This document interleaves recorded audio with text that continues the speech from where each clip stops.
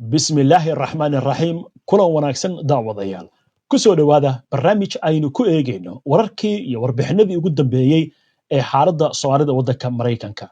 labadii toddobaad ee ugu dambeeyay madaxweynaha waddanka Mareykanka Donald Trump wuxuu jeediyay hadallo si adag oo ugu dooraya Soomaalida kuwaasi oo lagu sifeeyay cunsuriyad iyo cay sida dad badan ay tilmaameen waxaana arrimahan sidoo kale ay ku soo aadayaan iyadoo toddobaadkii ugu dambeeyay magaalada Minneapolis saraakiisha ka socota ee laanta ICE loo yaqaan hoos tagta waaxda amuuraha gudaha ee waddanka Mareykanka ay qabqabanayso dad badan oo sharci darro ku joogay sida hadalka loo yiri waddanka Mareykanka oo Soomaaliduna ay ka mid tahay si gaar ahna waxa loo beegsanayay dadka Soomaalida haddaba si aynu arrimahan wax badan uga ogaano waxa qadka magaalada Minneapolis ku jira Cismaan Axmed Cirro Cismaan muddo dheer ayuu ku soo dhex jiray siyaasadda waddanka Mareykanka gaar ahaan arrimaha xisbiga dimuqraadiga wuxuu muddo dheer la soo shaqeeyay aqalka sanadka xubno ka tirsan sidoo kale mar wuxuu isku sharaxay xildhibaan golaha deegaanka ee magaalada Minneapolis arrimaha siyaasadda Mareykankana aad buu ugu dhuun dololaa Axmed waan ku mahad celinayaa waqtigaaga bal waxaad horta warbixin naga siisaa marka ugu horeysa maxaa ugu dambeeyay oo hadda socda qabqabashadii ka socotay magaalada Minneapolis xagee wax marayaan السلام عليكم ورحمة الله وبركاته وما سنتهاي مولد أديك بعض كنت أنا يسمى حال ده تيفيجا ينادوا وما سنتهين إن أنا عمر تقادم هذا الرما هذا كسر ماشان وحواي هرتا ودمي أرنتو أو مدحوينه كوبيه أمر كتضن وصادري dadka ciidamada qaqabta dadka oo ama sharci darrada loo yaqaan ICE oo dadka ciidamada federaalka dawladda sare ama dawladda dhexe qofka Soomaali loo yaqaanaba ciidamadaas hadda la sheegay nambarkooda 200 oo ciidan iyo 300 inta u dhaxaysa lagu soo dalbay inay Minneapolis iyo Minnesota dadka soo qabtaan oo waliba lagu tilmaameysanayo Soomaalida marka hadda arintaas socota hadda bulshada dad badan baa waxa lagu arkayaa moolka Soomaalida oo kale businessyada meelaha maqaayadaha oo kale dad bay ka xirayaan dad bay ka qabteen hadda adiga labadii asbuuc la soo dhaafay dad badan bay xireen oo Soomaaliya number xaqiiq oo la hubo ma jirto laakiin baawuraha waxay suubinayaan inay maaragtay magaalada dhex ku dhex jiraan oo baawurka dad ay bartilmaamaysanayaan ay sharcigoodii iyo maaragtay ay yaqaaniin ama baawurka ku calaamaysanayaan ama guriga ugu tagayaan oo waliba baawurta intay hor istaagaan oo isku dhigaan baawurta ay istaajinayaan dadka baawurta kala degayaan dadka qaar meelaha ka shaqayn jiray bay tagayaan dadka qaar meelaha address ugu qornaayeen guriyihii bay tagayaan oo ka raadinayaan hadday helaanna way heleen haddii kalena maaragtay waxay isku dayeen inay guryaha kala soo baxaan oo maaragtay guriyihii qofka u tagaan oo ay soo xiraan marka arrin waxaa socota aad iyo aad loo dardargelinayo hadda suuqa waxaa ugu daran meelaha suuqyada meelaha dadka shaqooyinka shaqaynayeen oo ganacsiga iyo dadkii wadadii maraayo xataa ay wadada ku istaajin karaan oo baawur waxay ku wataan waliba baawurta xataa ciidamada ahayn baawurta shaqaalaha dadka caadiga ay wataan oo kale marka qofka soo ka shakinba baawura lagu horgeynaya waxa dhowr qof ka soo deganaysa waa sasa loo day karaa qofkii waa gartay waxaan ogeyn toddobaadkii hore in mas'uuliyiinta gobolka duqa magaalada Minneapolis iyo duqa kale ee magaalada St. Paul iyo sidoo kale taliyaha booliisku inay saxaafadda la hadleen iyo xubno ka tirsan golaha deegaanka oo ay yiraahdeen dadka Soomaalida haddii aad aragtaan ciidamadan ICE ka socda in ay soo wargeliyaan ayaguna ay ka hortagi doonaan marka maxay sameeyaan marka booliiska magaalada Minneapolis iyo guud ahaan gobolka Minnesota horta waxaan rabaa inaan ku daro Minneapolis iyo waa meelaha uu macnaha bartilmaameystay oo madaxweynuhu ka dhawaajiyo dadka la yaqaano magac weyn magaalo weyn laakiin magaalooyinka u dhow xataa oo hadda yaryarka oo kala dhan waa arrintan way ka wadaan oo hadda magaalada la dhaho Richfield oo kale magaalada la dhaho Bronzeville Eden Prairie Edina macnaha magaalooyinka ku dhigay horta way ka wadaan laakiin madaxdaas waxay isku dayeen oo waliina arrimaha way socdaan inay maartay si ugu hortagi lahaayeen misna waxa waaye markii dawladda markay soo gasho dawladda dhexe markay soo gasho waxaa jira sharciyo dawladda hoose iyo dawladda dhexe ama sidii ama dawladda sida Minneapolis oo kale booliiskii sharciyo ay gudbin karaan iyo kuwa aysan maaragtay kaga hor imaan karin dawladda dhexe marka waxay isku dad waxaan arkay Minneapolis meerkooda kale wuxuu dhahay inuu dhahay meelaha ay sidigu leedahay oo sida parkinado kale meelaha moolka kale meelaha macnaha sidigu ay maamusho in uusan mataqaanaa uu ka qoray uu ka soo siiyey inay ICE aysan dadka soo qaban karin oo hadda arrintaas waxaa isticmaalay oo ku guuleystay hadda ka hor Chicago ama sidii maxaa la dhahay stateka Illinois mayorka isticmaalay oo ka ah magaaladaas marka taasoo kale isku dayeen Minneapolis inay isticmaalaan meelaha citygu xukunto oo cityga sharcigeeda hoos yimaada inay isan aan dad laga xiri karin oo dadkii laga hor istaagi karo oo saas isku dayo laakiin waxaa jira waxyaalo badan oo u fasaxaya ama maaragtay aan la hor istaagi karin markay noqoto dowladda dhexe sida meelaha hadda wadooyinka kale meelaha maaragtay oo dowladda dhexe ay dalqi geliso ama sharcigeeda uu qabanayo ma laga hor istaagi karo meelahaas oo kale sida ganacsiga oo kale meelo badan waxaa jira aan laga hor istaagi karin waa gartay waxaan ka warhaynaa axmedow muddo dheer baa kusoo dhex jirtay siyaasaddan waddanka maraykanka gobolka minneapolisna gobolka minnesotana muddo dheer baa kusoo jirtay marka dadka la qabtay ilaa hadda maxaad ka ogtahay xog haysaa intee dhan yihiin tiradu tirada lama ogaan karo qofkay qabtaan xataa waxaa dhib ah inay familkooda ogaadaan marka waxaan rabaa dadka weliba hadda dadka aan ama baqaya ama maaragtay ama sharciga sugayaasha ah ama sharciga mataqaanaa buuxiyana sugayaan ama arrintan aad u saameynayso inkastoo dad badan ay Soomaaliya ay saameynayso waxaan dhihi lahaa telefoonadiina inaad dadka mataqaanaa aad taqaaniin ama emergency-ga hore ka wactiin because markay qofka qabtaan telefoonka ka qaadayaan qofkii telefoon ma haysto qofkii meel lagala xiriira xataa ma laha marka waqti badan ay qaadanaysaa horta taas ma la koobi karo marka intaasoo number u malaymaya aniga xataa keliya maahane siliga ama meelaha dadka laga qabta xataa inay qeexi karaan numberka la qabtay oo qof laakiin dad badan oo Soomaaliya la sheegaya hadda meelo badan oo kala duwan oo hadda aniga inta aqaana dhowr qof baa jirto ayagana waxa waa dadka la qabanayo waxay iskugu jiraan dad horey waddanka wax badan joogeen 20 sano 30 sano oo sharci dhowr jeer loo diiday arrimo ama maaragtay la xiriira waddanka say kusoo galeen ama la xiriira wax oo hadda qofka dembi yar uu galo kale hadda ka hor ka dhacayo kale way jirtaa dad noocaas oo la qabtay iyo waxaa jira dadka oo hadda sharciyaasha ama sugayeen oo waxaan maqlay xataa hadda dad looyariin ii sheegeen oo ii maaragtay caddeeyeen in laga kansalay xataa dad oo sugayeen inay qaataan dhalashada Mareykanka inay qaataan oo maaragtay citizenka inay qaataan sugayeen inta xataa la waxay in laga kansalay xataa asbuuc la soo dhaafay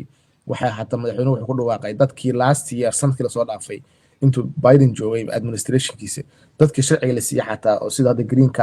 card waa sharciga halka sano ah oo qofku qaduu qaato ka hooseeya macnaha passport ka hooseeya wax yar ka hooseeya marka dadkaas oo dhan inuu yahay lagu celiyo oo processkii interview wax kasta soo maraan gadaal u soo maraan taasna way jirtaa marka baqatin badan iska jiro laakiin hadda numberka la qeexay oo qof cadeyn kara ma jiro runtii because qofku way qaadanayaan in xataa familkiisa ogaadaan dadkiisa ogaadaan waxaa laga yaabaa in ay waqti badan ku qaadato oo markay meel ku xiraan ka bacdi number lagu raadi waxaas lagu ogaado waa gartay kulli dabcan idaacadda waxaan ka sheegnay inaan soo xigeynayno waaxda arrimaha gudaha 11 qof bay sheegtay oo 6 Soomaali ay tahay 5na Mexico iyo El Salvador ayay sheegeen intaas anagu hubnaa waayahay numberkaas waa arkay numberkaas waxay dhaheen Minnesota ay dhaheen macnaha waa hadda waasaan ku sheegay Minneapolis kaliya maahan numberkaas waa arkay meel lagu sheegay waana dad oo maaragtay Minnesota hadda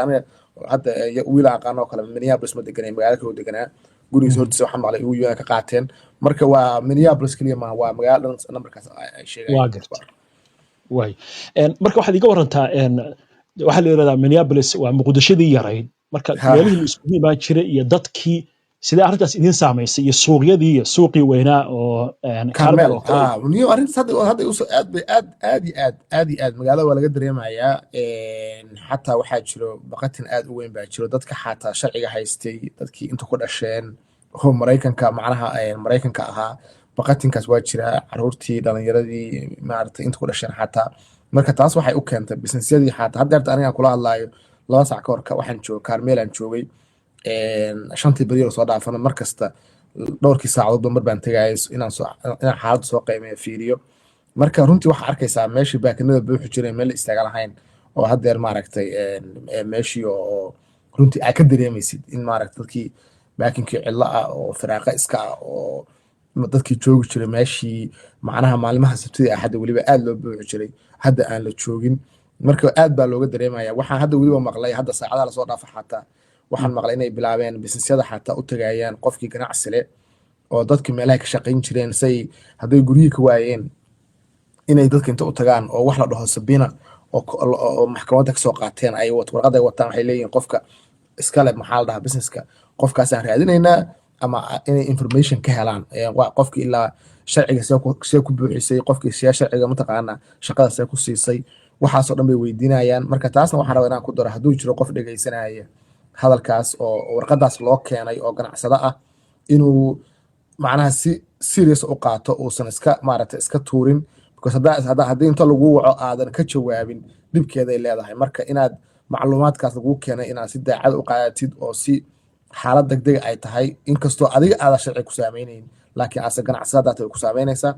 inaad markaas lawyer la hadashid oo aada weli inta iga wacdi aada iska wicine oo la hadlin maxaa la dhahaa qolada dowladda laakiin aad lawyer haddaa leedahay la hadashid haddii kalena aad lawyer mataqaanaa la tashatid oo ama tidahda arrintaas uu jawaab ka bixiyo oo adiga aada la dhiil garin ayaka haddii kale adigaa waxaa kusii geli kartaa baxar kale waa gartay laakiin cismaan waxaan jeclaan lahaa inaan ogaano anigii qofka aan joogin maraykanka qofka dhalasho maraykan haysta ma wax cabsiya ku jirta qofka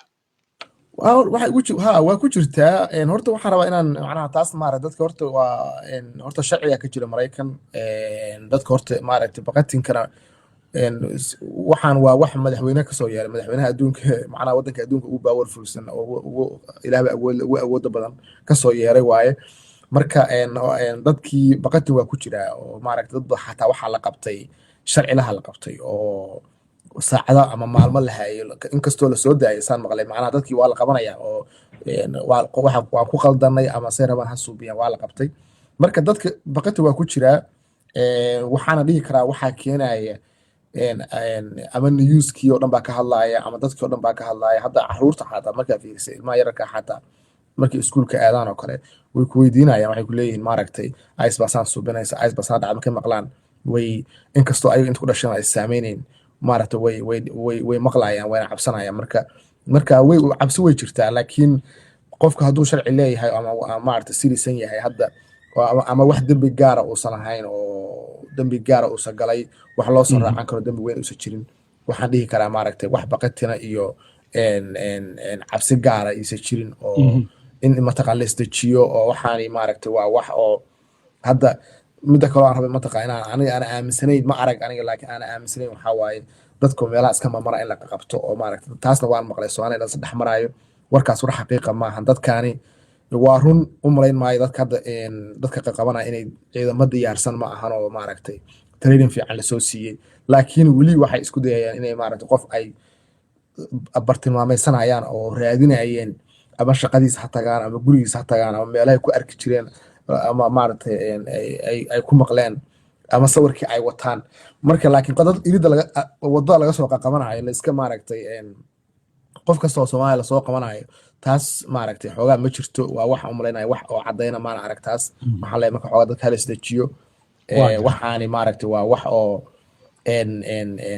ilaahay ma dhaafiyo laakiin in xoogaa maaragtay la tartiibiyo dadkiina aan la dhihin banaanka loo wada bixin oo qofka hadduu sharci leeyahay ama citizen u yahay danihiisa u wato waa gartay maxaa marka Cismaan oo la sameeyay aad baad uga qabtaa golaha deegaanka iyo duqii magaalada iyo maamulkii iyo bulshadii iyo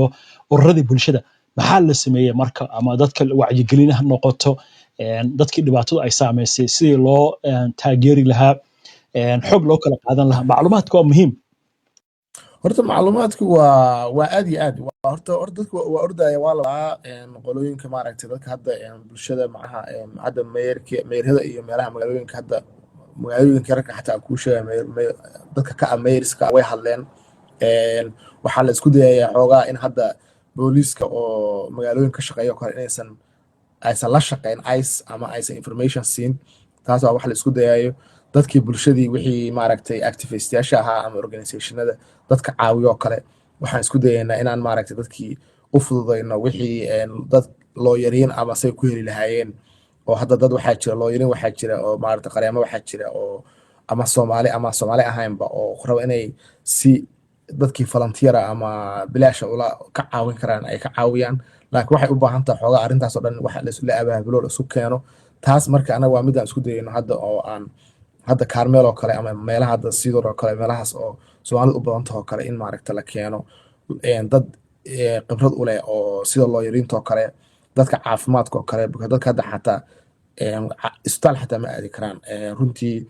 arrinta xataa hadda anigaan ka baqay waxaa waa dadka in xataa cunto ay soo gadan karin oo maaragtay baqatin halkaasuu maraya dadka aysan xataa banaanka u bixi karin oo aysan usoo adeeg soo qaadan karin marka arrimahaas oo dhan baan isku dayaynaa sida maaragtay bulshada organizationada iyo dadka oo bulshada u dhaqdhaqaaqa oo dhan laakiin markay sharci noqoto runtii waxa waaye waxyaalo badan waxaa jira maaragtay sharciga oo hadduu u baneeyo macnaha sida macnaha hadda ay ku socdaan oo kale aan waxba laga qaban karin oo sida in qofkii loo fududeeyo loo raadiyo qareen iyo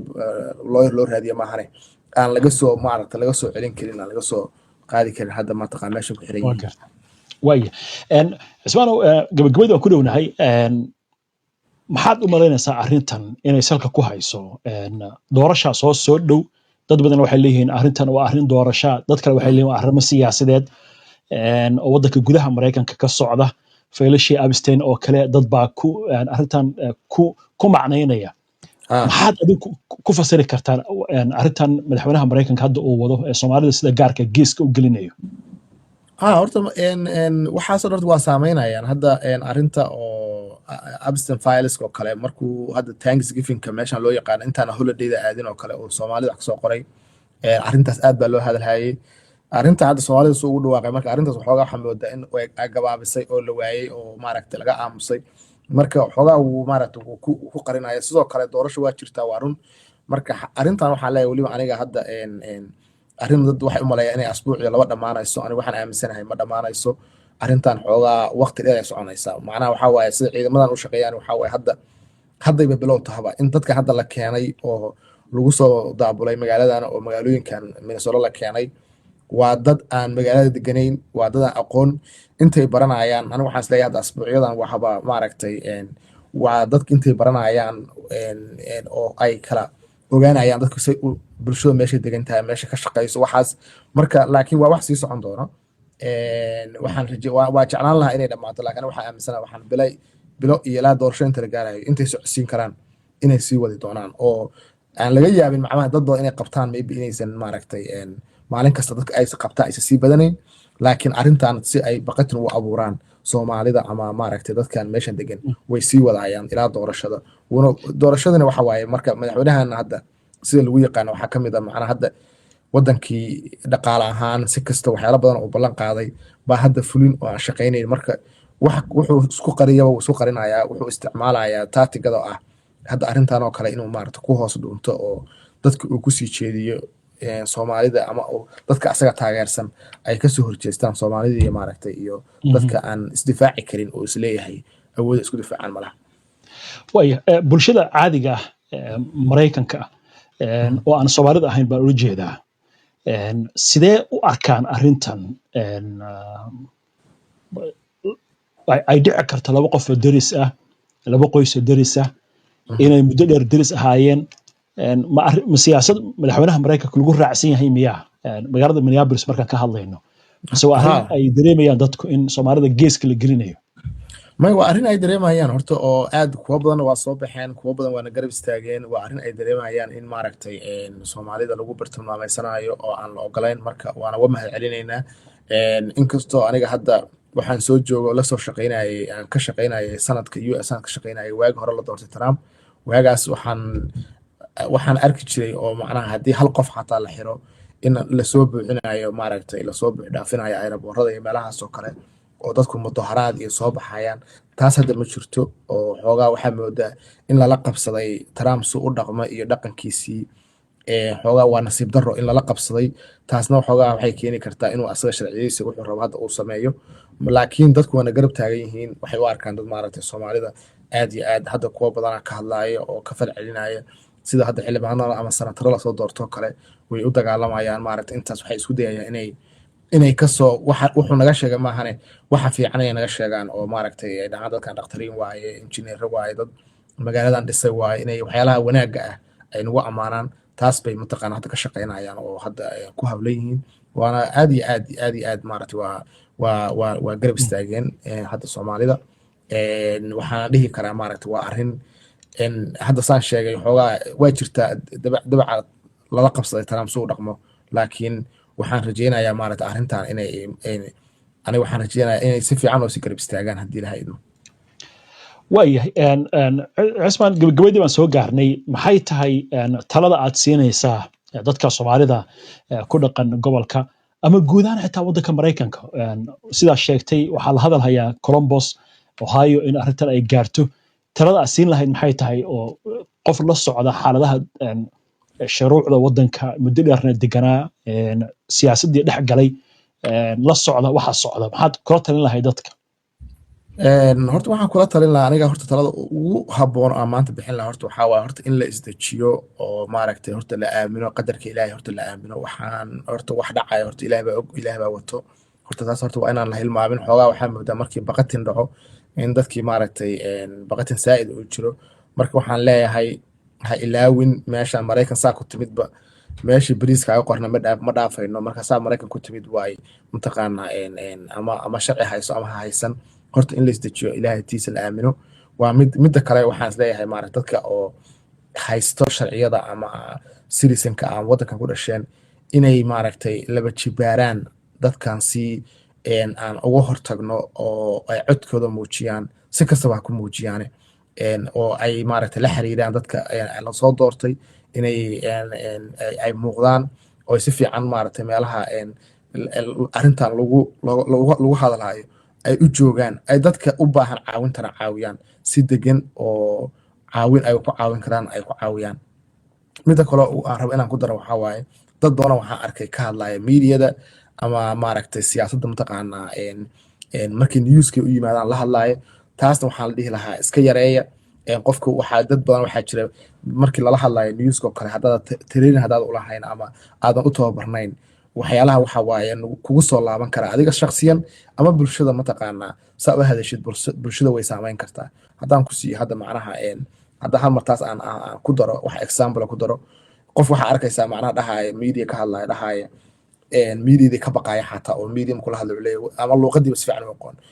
dadkan waxay ku dagaalaan waxay ku leeyahay dadkan sharciga aad siiseen luuqadii aan aqoon aan shaqaysin saas marka adigoo luuqadii ama aqoon haddii aad media la hadashid oo kale